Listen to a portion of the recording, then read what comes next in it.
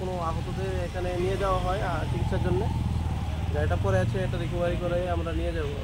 মানে কোনো নাম টাম পাওয়া গেছে না, এখন পর্যন্ত তা এখনো আসেনি, সামনে আসেনি। বা গাড়িতে কতজন আসলো না, ওইটা এখন পর্যন্ত জানা যায়নি। বা কোনো কারোর সাথে কি বাড়ি টাড়ি খাইছে গাড়িটা? ওইটা জিজ্ঞাসাবাদের পরেই বলা যাবে। প্রতিনিয়ত দুর্ঘটনার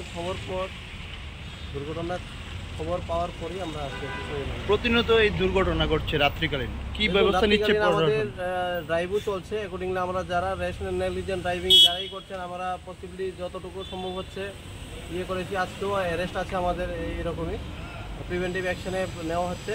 তারপরেও অ্যাকচুয়ালি সচেতন হওয়া দরকার আছে। যার মানে যদি সচেতন না হয় তাহলে দুর্ঘটনার করতে হবে। রাত্রিবেলায় যদি এইভাবে বেপরোয়াভাবে যাতে কেউ ড্রাইভিং না করে, তার জন্য আহ্বান থাকবে পুলিশের পক্ষ থেকে।